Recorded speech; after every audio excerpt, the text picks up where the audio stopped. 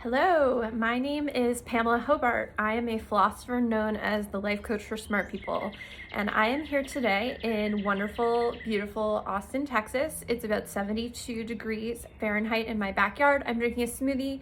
Last week was terrible. We had an enormous ice storm, and as a result, I'm behind on this homework for Ali Abdaal's Part-Time YouTuber Academy. But better late than never, so here I am with my first video. He asked us to make a video about one of our favorite things. So I'm here to tell you about this book. It's called The Happiness Trap: How to Stop Struggling and Start Living. This is a book that I end up recommending to almost all of my clients in my private practice, so I thought I'd make a video about it. The Happiness Trap is basically about a school of therapy known as acceptance and commitment therapy.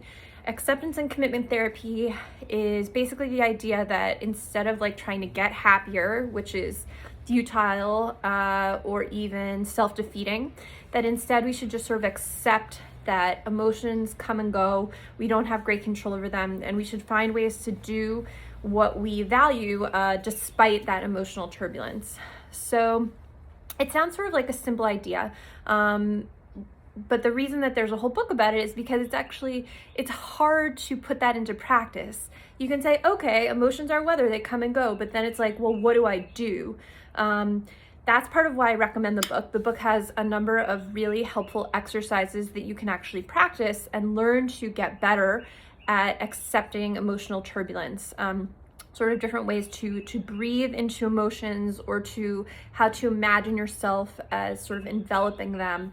Just different sort of angles on weathering the vagaries of emotional life. The other thing is that sort of the more fluency you get with the skill and the more psychologically flexible you become, the less likely that fallacious thinking will sort of crop up. So some people may say, okay, that sounds like a great idea, but then later in their thinking they have sort of hang-ups that are related to wanting to control emotions. This is like really wanting closure where there may be no closure available. This is like when people say that they can't commit to something, where they're assuming that commitment is an emotion and not a choice. It probably is a bit of both, isn't it? So yeah, I recommend this book to basically everyone. There is a caveat. I don't like the end of the book.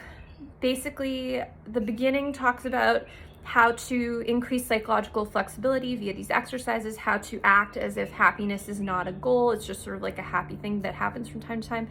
But the end says what you should do instead is you should clarify your values. I don't like values clarification. That's sort of a topic for another time. I'll drop a blog post in the comments on this video that's about why I think clarifying your values is at best just sort of like a waste of time, and at worst maybe actively harmful. Anyway, so here's the book, The Happiness Trap. I'll put a link in the bottom. If you'd like to get some help learning these ideas, if you'd like to read the book together, if you've read it, you have questions about how to apply it, let's talk. I offer a reduced price intro session for any first-time new clients. I'll put the link to that in the bottom. You can book yourself. I'd love to talk to you. Follow me on Twitter, Instagram, join my email newsletter. All right, my homework here is done. Buy the book. I'll see you soon.